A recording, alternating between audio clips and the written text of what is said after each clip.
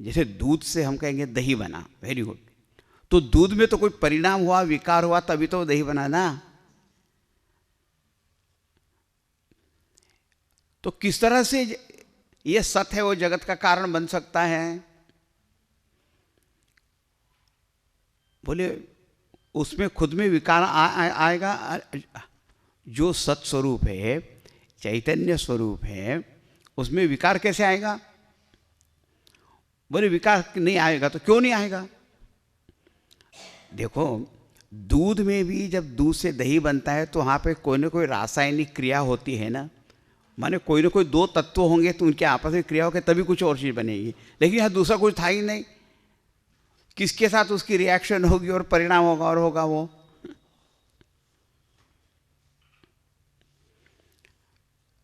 परिणाम तो हो नहीं सकता। There can be no modification. अच्छा, दूसरा जगत कैसे बनता है कि एक मिट्टी है और एक कुम्हार है, तो कुम्हार ने मिट्टी से घड़ा बनाया, तो क्या सत परमात्मा से अलग कोई दूसरा है जिसने इस सत परमात्मा से सृष्टि बना दी? तो बोले वो भी नहीं है, क्योंकि दूसरा कुछ है ही नहीं, एकमेव अद्वितीयम जो है।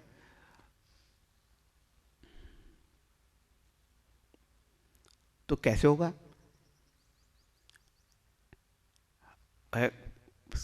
समझ में नहीं आता कि कार्य को देख के लगता है कि कारण होना चाहिए, लेकिन कारण का स्वरूप यदि देखेंगे तो पता लगेगा इससे तो कोई चीज उत्पन्न नहीं हो सकती। यदि उत्पन्न नहीं हो सकती तो उत्पन्न हुई भी नहीं है। सीधी सी बात। लॉजिकली आप कुछ भी बोल दो, है ना, कि उत्पन्न नहीं हो सकती है इसलिए नहीं हुई, पर हमको तो दिखाई दे रही है। आपको दिखाई दे तो ये आपका प्रॉब्लम है।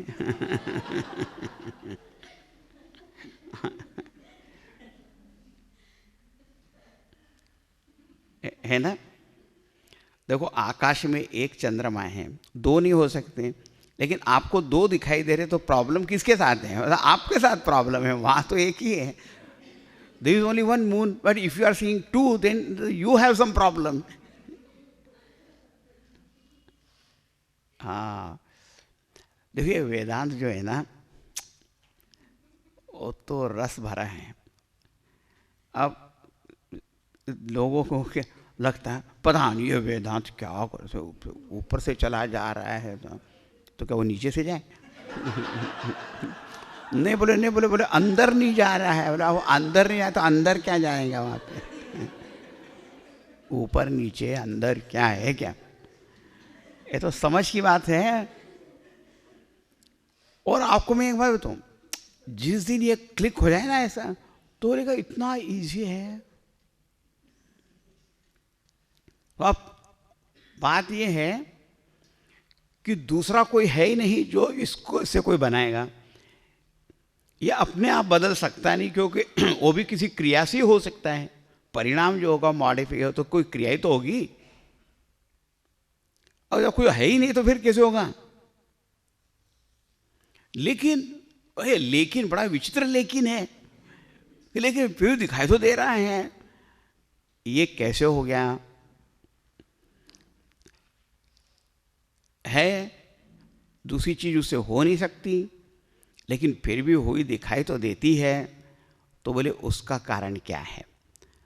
तो कहते हैं उसका कारण, अब आप पूछते हो इसलिए बताते हैं, वैसे दूसरा कुछ हुआ ही नहीं है तो फिर पूछने की कोई बात ही नहीं है।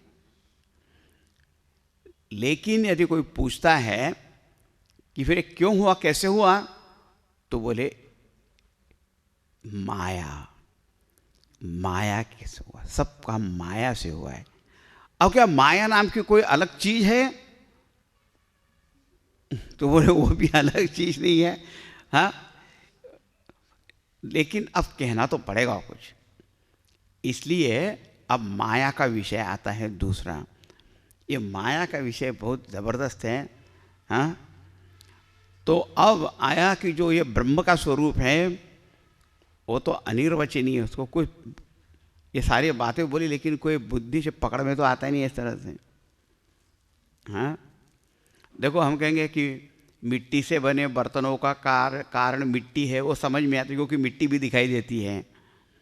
हाँ, सोना है वो दिखाई देता है, ये सब दिखाई देते हैं, लेकिन यहाँ तो कुछ दिखाई नहीं देते। इसीलिए उसके विषय में इतने संशय हैं, मतभेद हैं। यदि इंद्रियों से दिखाई देने वाली चीज होती तो शंका ही नहीं थी। ये जो प्रत्यक्ष अनुमान से नहीं जान सकते, इसीलिए तो वेद प्रमाण की गुरु की आवश्यकता है। तो अब बताया गया कि सृष्टि वैसे तो कुछ हो नहीं सकती, लेकिन दिखाई देती है, तो उसका कारण क्या है?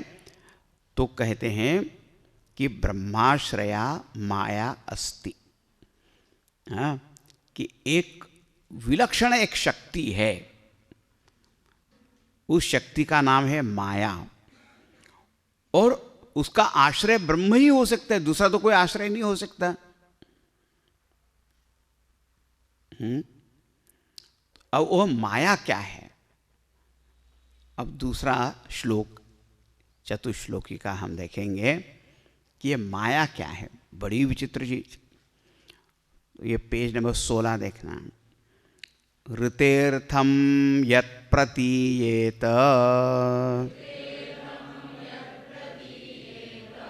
न प्रतीयेत चात्मनि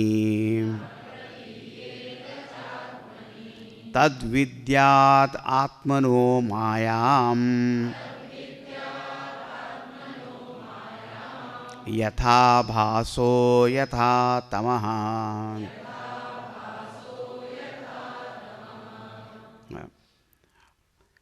तो कहा कि सृष्टि दिखाई देती है तो इसका कारण होना चाहिए, और वो सत ही हो सकता है। लेकिन सत का स्वरूप यदि देखते हैं, इसका क्या प्रॉब्लम क्या है भैया? ऐसा तो नहीं है कि ये स्पीकर इसके साथ है तो हाँ क्या?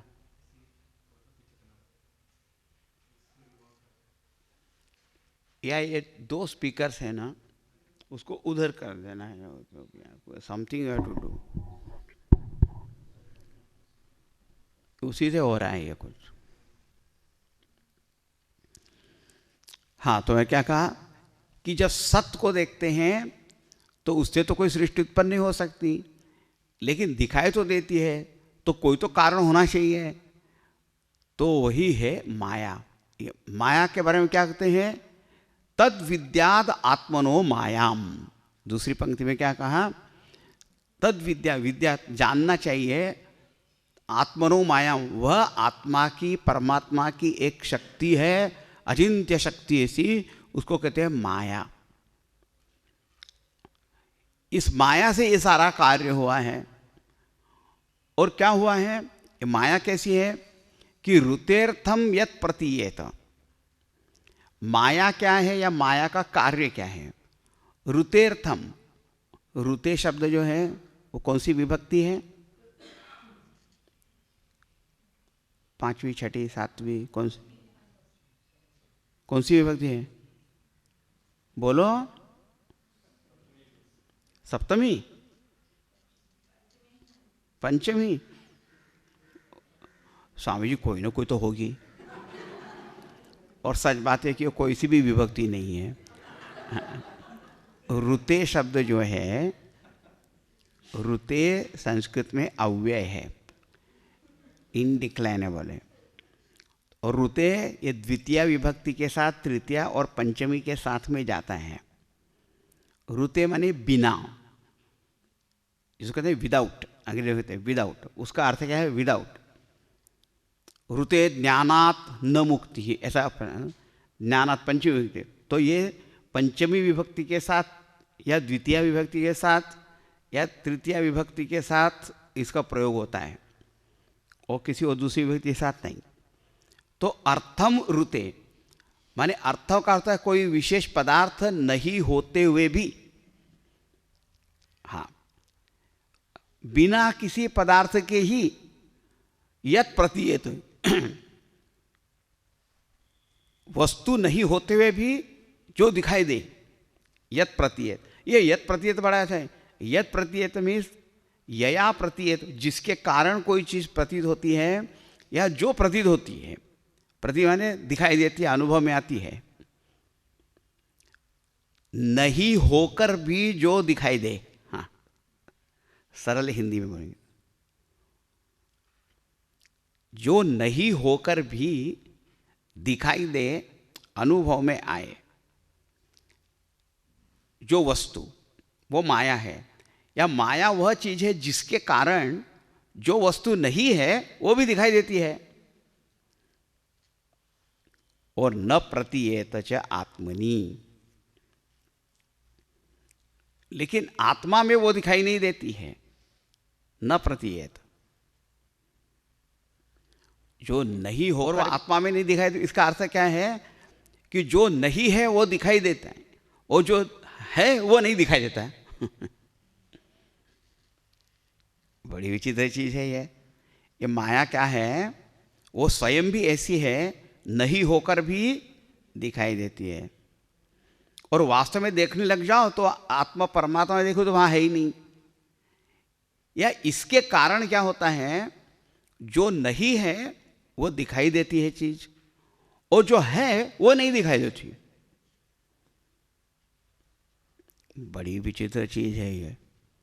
तद विद्याद आत्मनो मायाम, बोले कैसा है, यथा भासो यथा तमः, बोले जैसा कोई एक आभास होता है, या जैसे तमः माने अंधकार होता है,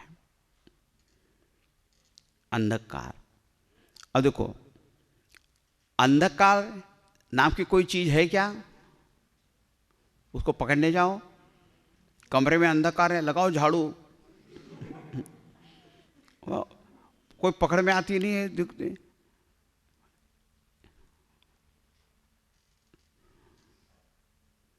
लेकिन अंधेरा एक बड़ी विचित्र चीज है, जो कुछ वैसे कुछ करने जाओ तो कुछ भी नहीं है, लेकिन है भी, पकड़ने जाओ तो कुछ नहीं है।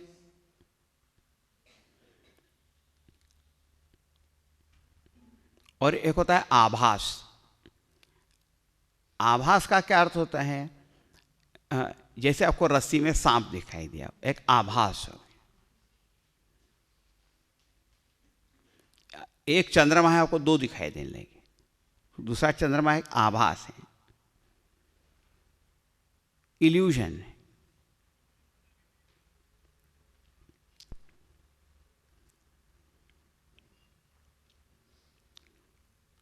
कोई कोई चीज नहीं होकर भी दिखाई देती है और होते हुए भी नहीं दिखाई देती।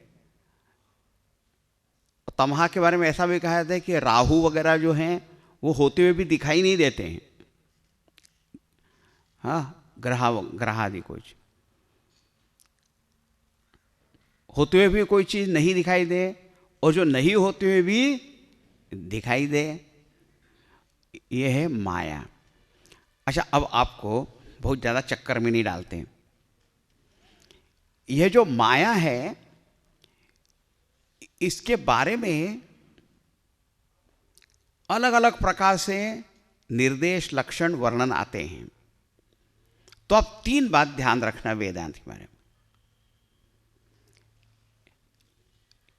जब हमको यह सृष्टि पूरी दिखाई देती है, तो उस सृष्टि को देखते हुए हम कहेंगे कि इसका कोई ना कोई कारण होना चाहिए, कोई शक्ति होनी चाहिए, और एक शक्ति का आश्रय होना चाहिए। जैसे ये पेंटिंग है यहाँ पे, तो पेंटिंग है तो कोई पेंटर भी होना चाहिए, और वो पेंटर के पास ही वो शक्ति होनी चाहिए पेंटिंग करने की, उसे बाहर नहीं रह सकती हो।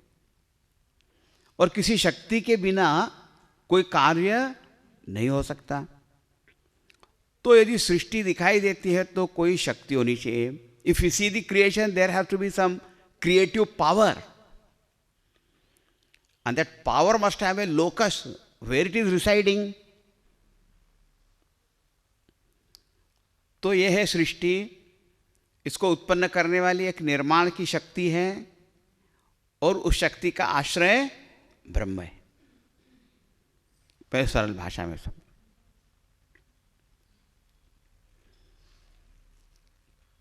इसीलिए सृष्टि की दृष्टि से, माने सृष्टि दिखाई देती है तो उसकी दृष्टि से क्या कहा जाता है, विवेक चूड़ामणि ग्रंथ में शंकराचार्य जी ने इस माया के बारे में बहुत सुंदर विवेचन किया है। मैंने यहाँ दिया है इस कमेंट्री में, कहते हैं अव्यक्त नामनी परमेश शक्ति अनाद्य विद्या त्रिगुणात्मिका पराम कार्यानुमेया सुधियैव माया यया जगत सर्वमिदं प्रसूयते।